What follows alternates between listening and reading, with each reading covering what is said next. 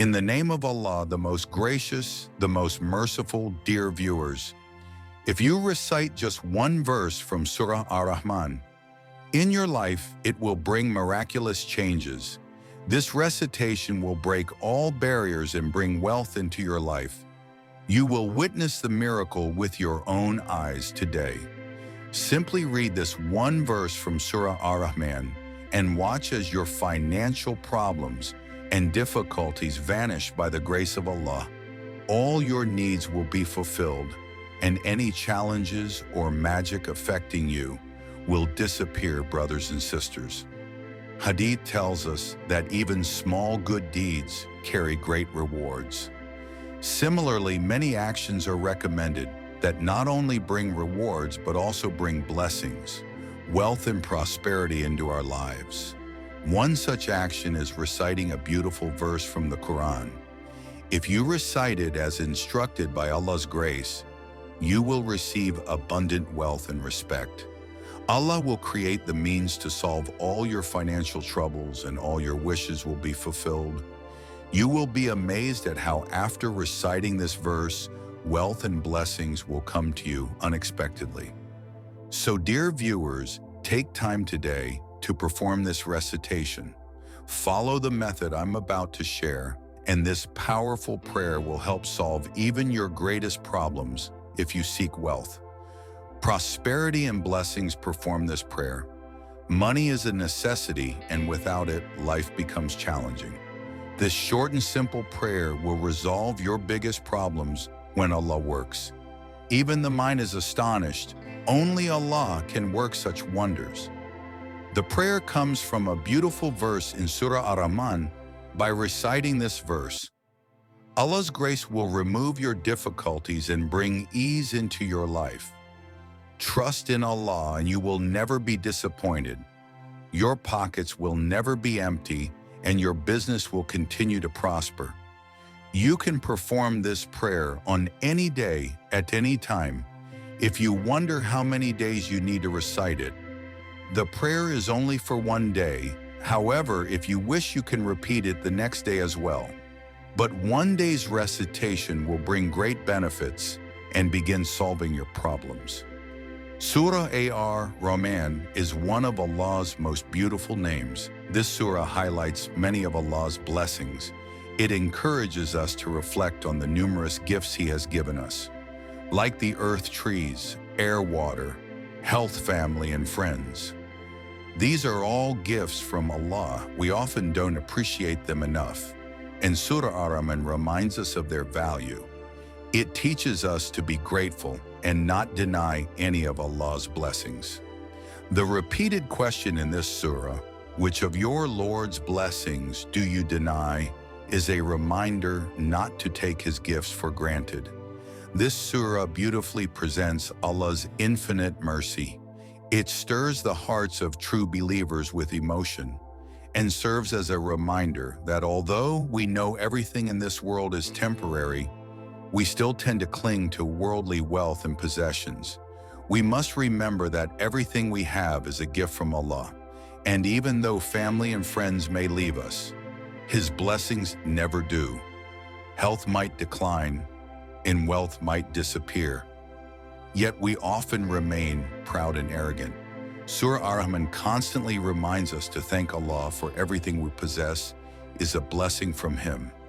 Therefore, we must work for this world, focus on good deeds, and strive to please Allah alone as Muslims.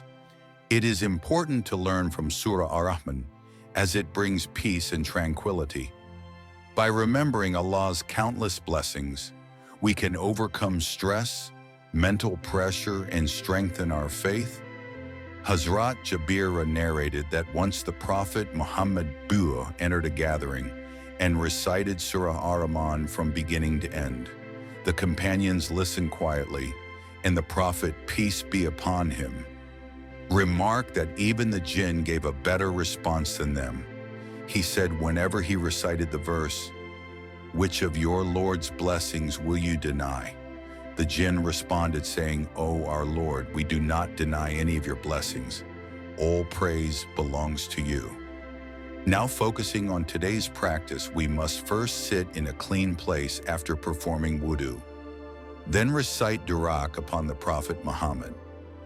Peace be upon him. You can recite any dud, but the one I recommend is Muhammad. You can also recite a shorter, like Salam or S. Muhammad, but it's important to note that Durud Ibrahim holds the highest status among all duds, and the Prophet Muhammad PB himself loved this particular darud the most on the Day of Judgment. The person who sends the most darud upon the Prophet, peace be upon him, will be the closest to him.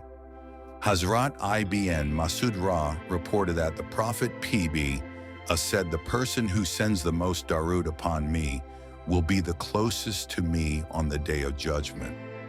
Thus, we should make it a habit to recite durud frequently, while darud can be recited at any time.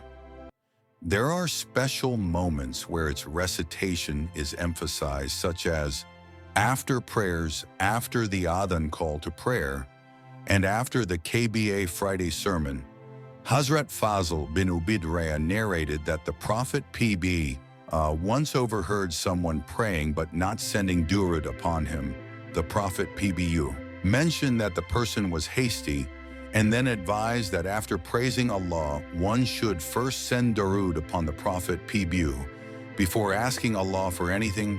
Hazrat Umar Ibab IR mentioned that all prayers are suspended between the heavens and earth until durud is sent upon the Prophet PB. No prayer ascends to Allah unless dur is recited first. Whenever the Prophet's PB name is mentioned, both the person mentioning it and the person listening should send darud upon him. The Prophet, peace be upon him, said, woe to the person who hears my name and does not send darud upon me.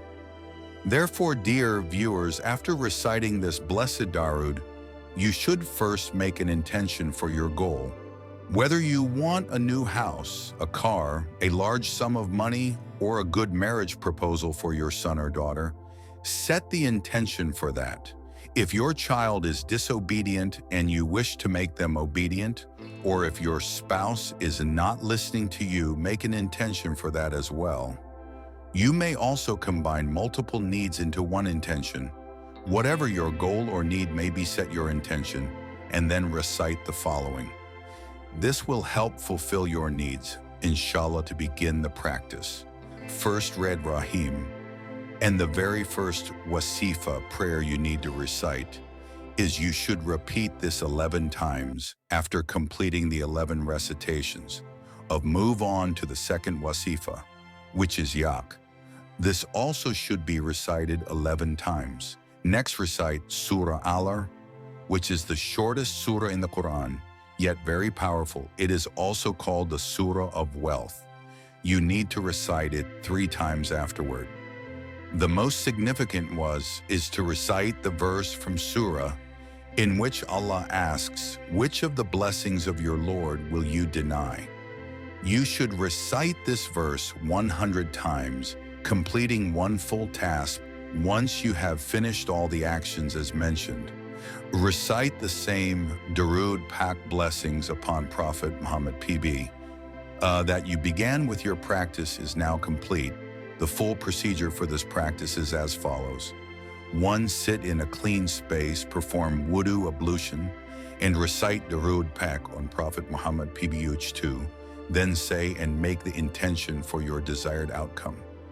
3rd, recite 11 times. 4th, recite 11 times. Recite Surah Al 3 times. 6thly, recite 100 times. Once you have completed these steps, recite the same Durud Pak that you recited at the beginning.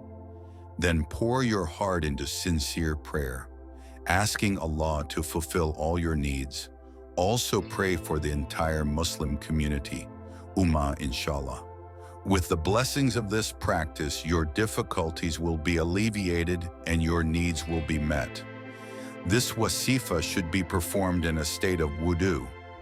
Inshallah, it will remove your problems from the root and bring abundant blessings into your life. Hazrat Ibn Abbas asked the Prophet Muhammad PB about outward and inward blessings.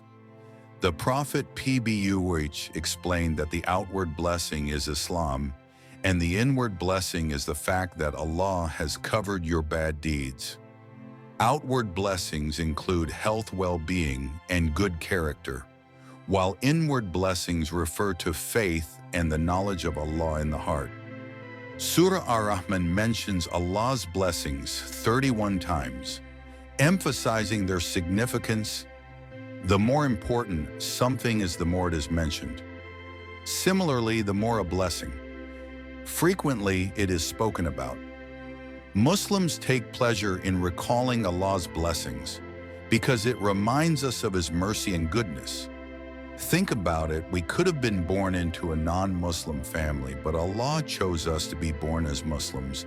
If we reflect on and thank Allah for this immense BG is cherished, the more beautiful, instead of focusing on others' possessions, we should be grateful for the countless blessings Allah has bestowed upon us. When the Muslims migrated to Medina, they ran out of food. They sent a man to Prophet Muhammad, peace be upon him, to ask for help. The man arrived while the Prophet, peace be upon him, was reciting the Quran, hearing the verses. The man thought, if Allah provides sustenance for animals, surely He will provide for us too. So he returned without telling anyone and told the companions that Allah's help was on the way. Shortly after, two men arrived with a large pot filled with meat and bread. The companions ate, but there was still food left, so they decided to send it to Prophet Muhammad, peace be upon him. When they offered it to him, the Prophet PB smiled and explained that it was not from him, but from Allah, who is the provider for all. This story teaches us to place our trust in Allah, who is the ultimate provider for all of His creations. May Allah grant us steadfastness in our faith and help us remain true Muslims. Amen.